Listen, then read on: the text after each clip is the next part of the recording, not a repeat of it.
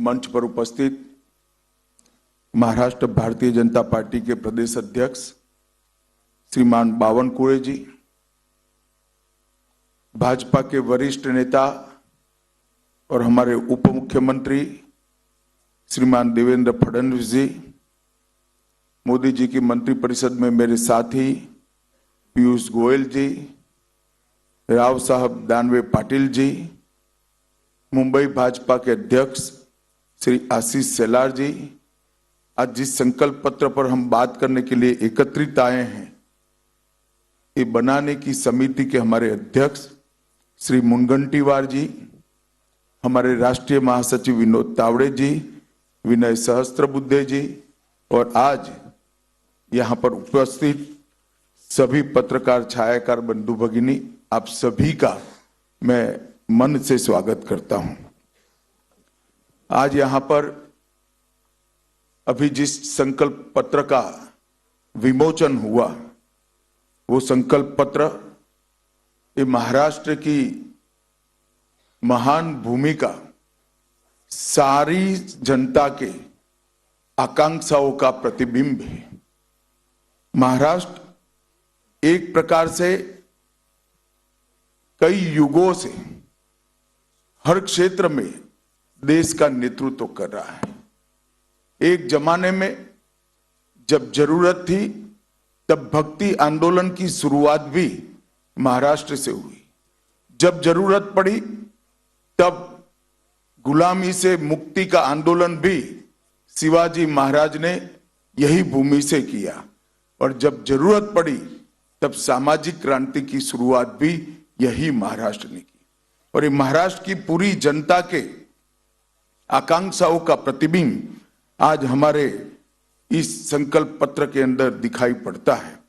आज यहाँ पर मैं आप सबके सामने उपस्थित हूं। इस वक्त हमारे एनडीए की जो सरकार, महायुति की सरकार चल रही है, उसने किसानों का सम्मान करने की बात की है, गरीबों का कल्याण करने को जमीन पर उतारने का काम किया है, महिलाओं का स्वाभिमान बढ़ाने के लिए हम योजनाएं लेके आए हैं और विरासतों का पुनरुत्थान करने का काम भी महायुति सरकार ने किया है। मित्रों, आज मुझे बहुत खुशी है कि जब मैं अंबेडकर जी की भूमि पर खड़ा हूं, तब अभी अभी कश्मीर में जो चुनाव हुआ, आजादी के बाद पहली बार कश्मीर का चुनाव के बाद मुख्यमंत्री का शपथ अंबेडकर जी ने बताए हुए संविधान से हुआ है। इससे बड़ी श्रद्धांजलि अंबेडकर जी की वो नहीं हो सकती। धारा 370 हटने के बाद पहली बार कश्मीर में भारत के संविधान की शपथ लेकर सरकार बनाने का काम हुआ और इसका पूरे देश को आज नाज है। हमने इस संकल्प पत्र के माध्यम से महापुरुषों की परंपराओं को, सांस्कृतिक विरासत को आगे बढ़ाने के संकल्प भी रखे हैं। अराजकता फैलाकर विकास के नाम पर विफल राज देने वालों की विफलताओं से बोध लेते हुए मजबूत, समृद्ध और सुरक्षित महाराष्ट्र कैसे हो, इसका भी इसके अंदर आपको योजना दिखाई पड़ेगी। आज चुनाव में हमारा मुकाबला अघाड़ी से है। मैं निश्चित रूप से कहना चाहता हूं कि अघाड़ी की सारी योजनाएं सत्ता के लालच में तुष्टीकरण की है, विचारधाराओं का अपमान करने वाली है और महाराष्ट्र की संस्कृति से छल कर कर केवल सत्ता प्राप्ति के लिए आगे बढ़ने वाली विचारधारा है। मित्रों, मुझे गत चुनाव का परिणाम याद है। आज मैं महाराष्ट्र की जनता के सामने कहने आया हूं कि आप लगातार तीसरी बार महायुति की सरकार को आपका मैंडेट दीजिए। पहली बार 2014 में महाराष्ट्र की जनता ने महायुति को मैंडेट दिया, भारतीय जनता पार्टी के नेतृत्व में महायुति की सरकार बनी। 19 में भी मैंडेट भारतीय जनता पार्टी और महायुति के लिए था, मगर जनादेश का द्रोह कर कर सत्ता की लालच में वो जनादेश को नकारा गया और अंतोतगत्वा जो कृत्रिम होता है, जो बनावटी होता है, वो लंबा टिकता नहीं है। वो सरकार गिरी और फिर से महायुति की सरकार बनी। महायुति एक मुश्त होकर, एकजुट होकर मोदी जी के नेतृत्व में सिद्धांतों के आधार पर महाराष्ट्र का कल्याण करने के लिए आगे बढ़ रही है। और अघाड़ी की सरकार बनाने का जो लोग दावा कर रहे हैं, उनका चुनाव अभियान भी आंतरिक विरोधाभासों से घिरा हुआ है। मैं आज इस मंच से उद्धव ठाकरे जी को पूछना चाहता हूं, क्या वो कांग्रेस के नेता राहुल गांधी को इतनी विनती कर सकते हैं कि वीर सावरकर के लिए 2 अच्छे शब्द बोल दे? क्या कांग्रेस का कोई नेता सम्माननीय बाला साहब ठाकरे के सम्मान में 2 वाक्य अच्छे बोल सकता है क्या?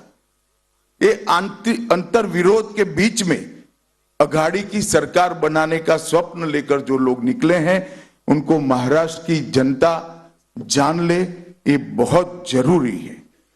भारतीय जनता पार्टी जब संकल्प लेकर आती है, संकल्प पत्र लेकर आती है, हमारे संकल्प पत्थर पर की लकीर होती और पूरे देश ने देखा है, चाहे राज्य हो, केंद्र हो, भारतीय जनता पार्टी की सरकार, एनडीए की सरकार, महायुति की सरकार जब जब बनी, हमारे संकल्पों को सिद्धि में परिवर्तित करने का काम हमने प्रयास पूर्वक किया।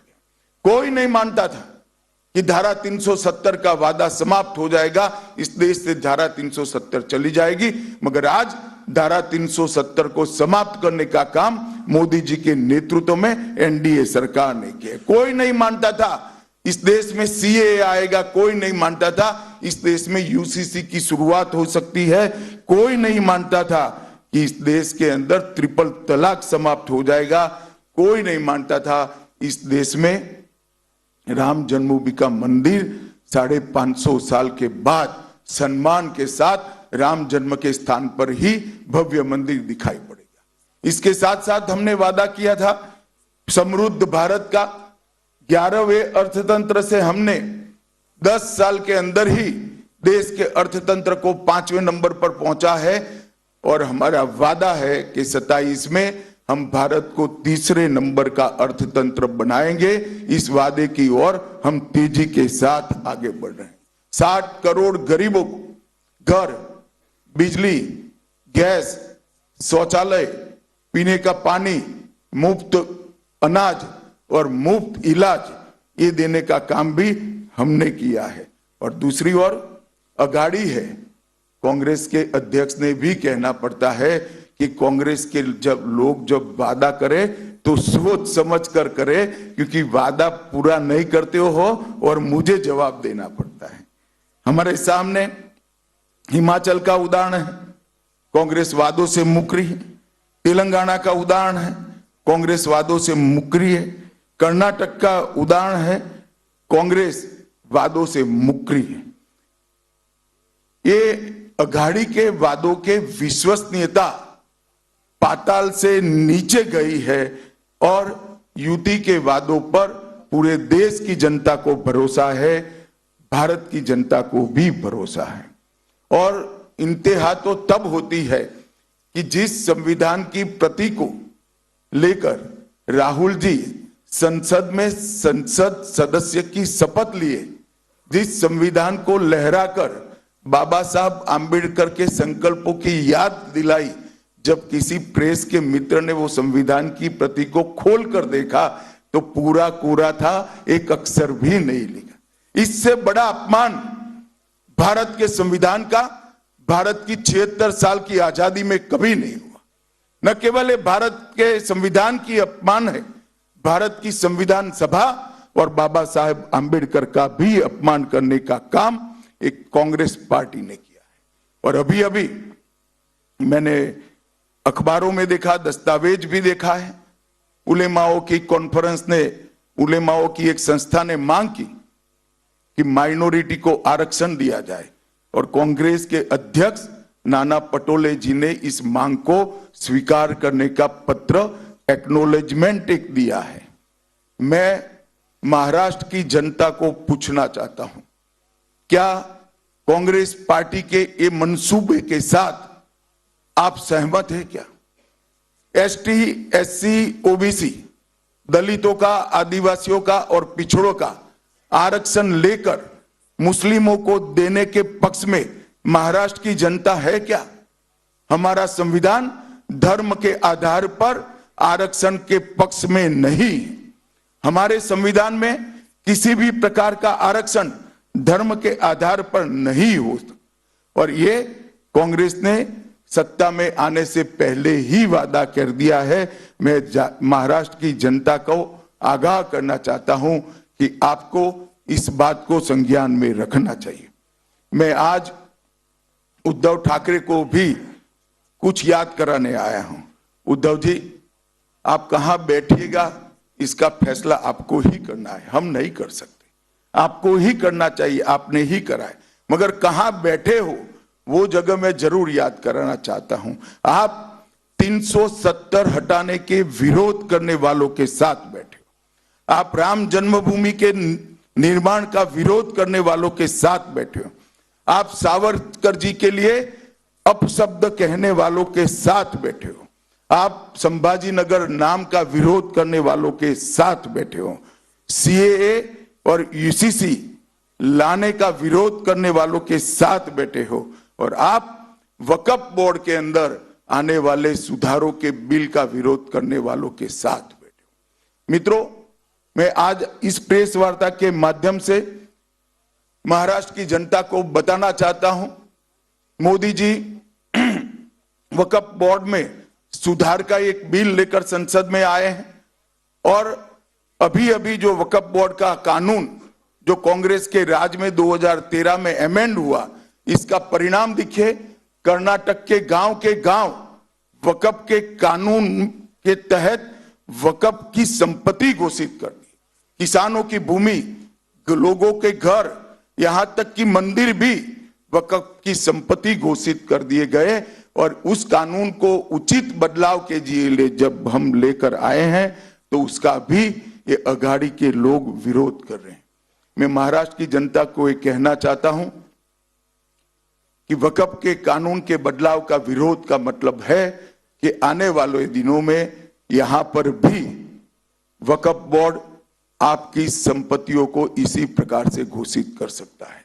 मित्रों, देवेंद्र जी ने संकल्प पत्र की प्रमुख बातें बताई हैं, परंतु मैं इतना बताना चाहता हूं कि डबल इंजन की सरकार ने करीब करीब 10 साल के अंदर महाराष्ट्र के विकास के लिए ढेर सारे काम किए हैं।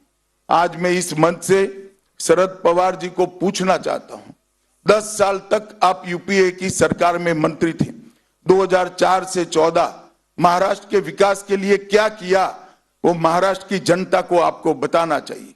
10 साल में यूपीए की सरकार ने, एक प्रकार से अघाड़ी की सरकार ने महाराष्ट्र को सिर्फ 1,91,384 करोड़ रुपया, और नरेंद्र मोदी सरकार ने 14 से 24 तक 10,15,890 करोड़ रुपया दिया।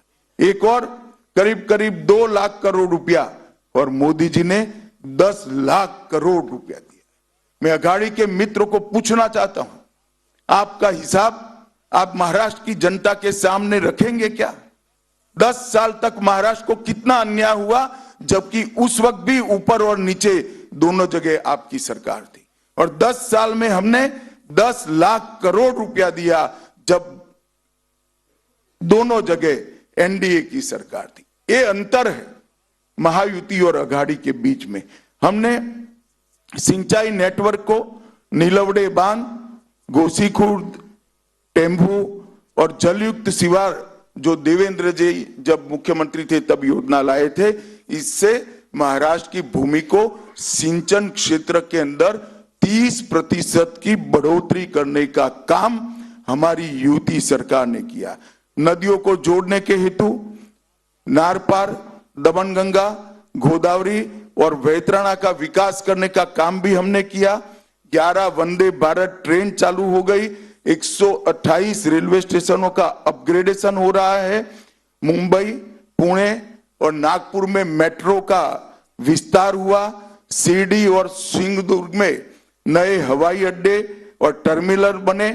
13,000 करोड़ से मरीन ड्राइव से बांद्रा वर्ली से सी लिंक जोड़ने वाले मुंबई कोस्टल रोड का निर्माण पूरा हुआ। वासी पुल का विस्तारीकरण हुआ। मेट्रो फेज 1 का निर्माण समाप्त हुआ।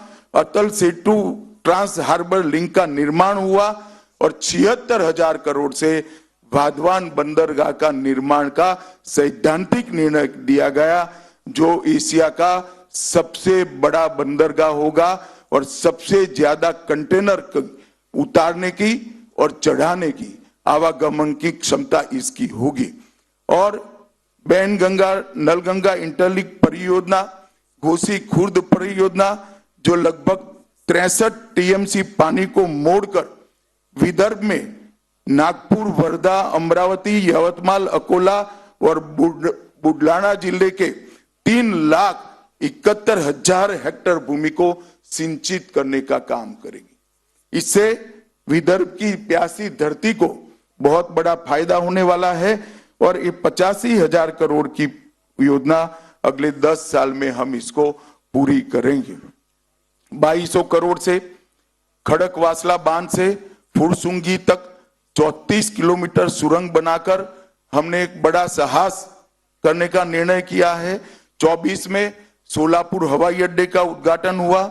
पुणे और कोल्हापुर में नए टर्मिनल बने और पालघर जिले में बहुउद्देशीय बंदरगाह बनाने का भी हमने निर्णय किया। 13,000 करोड़ के निवेश से 2800 मेगावाट की संयुक्त क्षमता वाले 2 पंप हाइड्रो स्टोरेज प्रोजेक्ट शुरू हमने किए और सिरवाटा पुणे 1800 मेगावाट और भीवपुरी रायगढ़ में 1000 मेगावाट की योजनाओं को भी हम लेकर आए। इसके अलावे आज एक प्रचार हो रहा है कि महाराष्ट्र में इन्वेस्टमेंट नहीं आ रहा है। मैं अघाड़ी के मित्रों को याद कराना चाहता हूं, जब अघाड़ी की सरकार कुछ समय के लिए चली तब महाराष्ट्र इन्वेस्टमेंट में फिसल रहा था। महाराष्ट्र एफडीआई इन्वेस्टमेंट में 4थे नंबर तक फिसल गया था।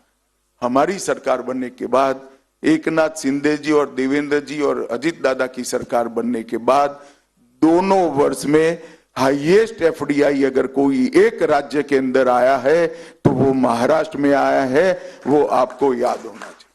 शरद पवार जी जिस प्रकार के वादे करते हैं और जिस प्रकार के मुद्दे खड़े करते हैं, इसका सच्चाई से किलोमीटरों तक कोई संबंध नहीं होता। झूठे आरोप कर कर, एक विमर्श खड़ा कर कर, एक नकली जनादेश लेने का आपका जो आदत है वो इस बार सफल नहीं होने वाला है। इस बार महाराष्ट्र की जनता महायुति के पक्ष में खड़ी है। मित्रों, ये संकल्प पत्र लेकर जो हम आए हैं, वो संकल्प पत्र में देवेंद्र जी ने 25 मुद्दे, प्रमुख मुद्दे आप लोगों के सामने रखे हैं। लाडली बहन योजना, इसको हम बढ़ोतरी कर रहे हैं। वृद्धावस्था पेंशन का बढ़ोतरी कर रहे हैं। किसानों के लिए ऋण माफी और किसान सम्मान निधि को 12,000 से बढ़ाकर 15,000 कर रहे हैं। मूल्य स्थिरीकरण कोष के माध्यम से हम महंगाई को काबू करेंगे और 10 लाख प्रतिभावान छात्रों को मासिक 10,000 का मानदेय उनके आगे के अवसर के लिए देंगे। 45,000 गांवों में रास्ते बनाने का काम किया जाएगा। आशा वर्कर और आंगनवाड़ी कार्यकर्ताओं का बीमा कवरेज भी किया जाएगा और उनका मासिक वेतन 15,000 तक बढ़ाया जाएगा। वीज बिल में 30% कपात, सौर ऊर्जा और अक्षय ऊर्जा पर से भर दिया जाएगा और 2028 तक महाराष्ट्र की इकोनॉमी को $1 ट्रिलियन की अर्थव्यवस्था करने का लक्ष्य हमारी यूटी सरकार ने रखा है। मैं विश्वास दिलाना चाहता हूं महाराष्ट्र की जनता को कि $5 ट्रिलियन का जो मोदी जी ने लक्ष्य रखा है, इसकी पूर्ति महाराष्ट्र के $1 ट्रिलियन के इकोनॉमी के लक्ष्य से होने वाले ही। मेक इन महाराष्ट्र नीति के तहत भारत के प्रमुख उत्पादक राज्य के रूप में महाराष्ट्र को हम प्रस्थापित करेंगे। देश का पहला समर्पित एआई विश्वविद्यालय, उसकी स्थापना की जाएगी। नागपुर, पुणे, संभाजीनगर, अहिल्यानगर, नासिक को आधुनिक एरोनॉटिकल और स्पेस उत्पादन के केंद्र बनाए जाएंगे और किसानों की आय बढ़ाने के लिए ढेर सारे उपाय भी हम लेकर आए हैं, जिसमें उर्वरकों पर एसजीएसटी में से छूट और जो एसजीएसटी है वो सब्सिडी के रूप में वापस दिया जाएगा। सोयाबीन के लिए प्रति क्विंटल 6,000 का एमएसपी हम सुनिश्चित करेंगे और सोयाबीन को प्रोसेसिंग के लिए समर्पित मूल्य श्रृंखला सोयाबीन उत्पादित करने वाले क्षेत्रों के अंदर स्थापित की जाएगी। मोदी जी ने लखपति दीदी का एक कंसेप्ट रखा है, उसको आगे बढ़ाते हुए हमारी सरकार 50 लाख लखपति दीदियां सिर्फ महाराष्ट्र में खड़ी करेगी।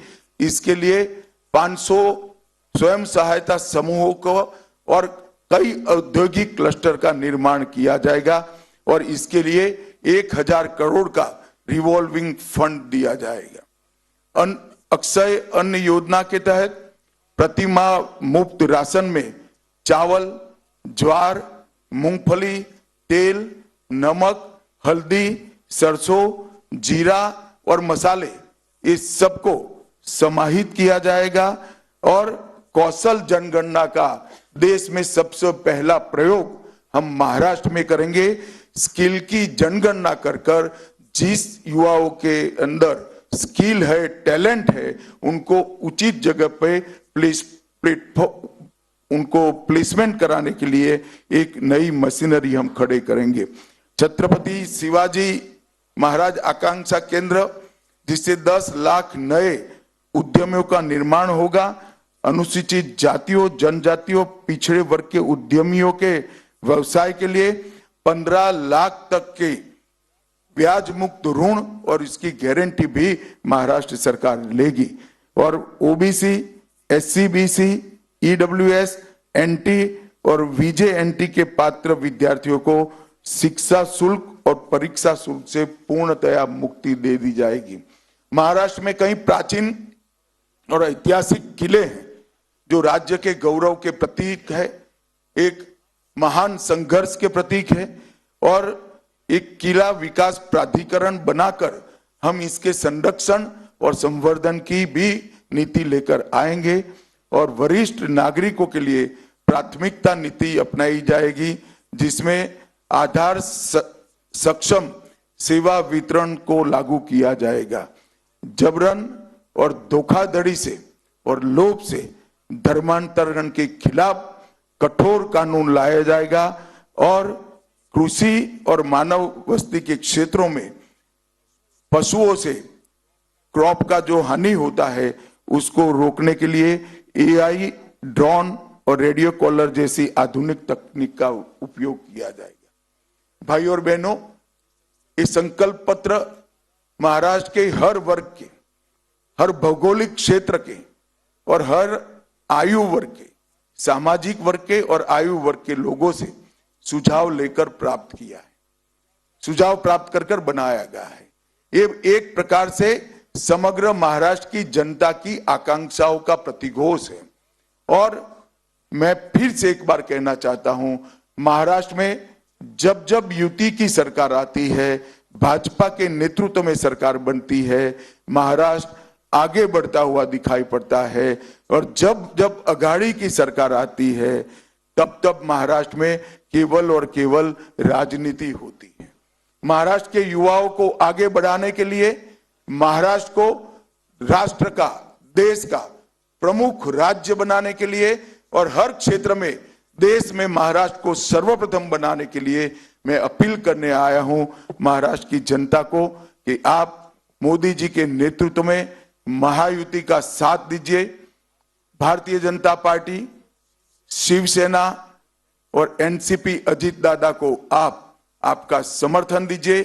कमल फूल, धनुष बाण और घड़ी पर अपना कीमती वोट देकर महाराष्ट्र के विकास में आप सहभागी बनिए, यही मेरी महाराष्ट्र की जनता से प्रार्थना है। धन्यवाद। वंदे मातरम। कभी भी कांग्रेस की सरकार थी तब केंद्र की सारी परीक्षा व्यवस्थाओं में पिछड़ा वर्ग को आरक्षण नहीं दिया गया है। ओबीसी को आरक्षण देने का काम अगर किसी ने किया तो देश के प्रधानमंत्री नरेंद्र मोदी जी ने किया। और संविधान की जहां तक बात है, ये बिना छपे का नकली संविधान राहुल गांधी का जो पकड़ा गया, उसके बाद में वो स्वयं एक प्रकार से जनता में हंसी के पात्र बन चुके हैं। आप उसके बाद आप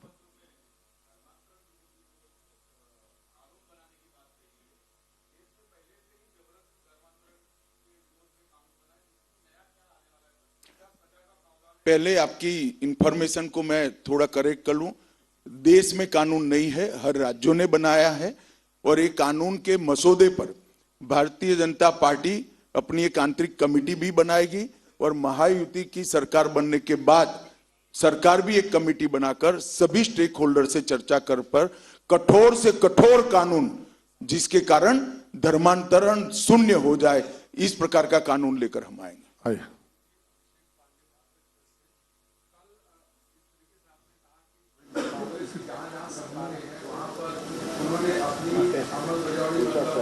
आपका मैनिफेस्टो लागू नहीं किया। कल कांग्रेस के 3 प्रमुख मुख्यमंत्री और मुख्यमंत्रियों की प्रेस कॉन्फ्रेंस मुंबई में करवाई गई और कहा गया कि हमने सारी चीजें लागू कर दी। बीजेपी एक झूठ का प्रोपोगंडा तैयार कर रही है। उसी जुड़ा 1500 को लेकर कांग्रेस ने आपत्ति जताई, कोर्ट गए। अब महालक्ष्मी के तहत 3000 देने का जो फैसला लेकर आए, इसमें कितना देखते हैं और कैसे? देखिए, पहले तो मैंने नहीं कहा कि वो अमल नहीं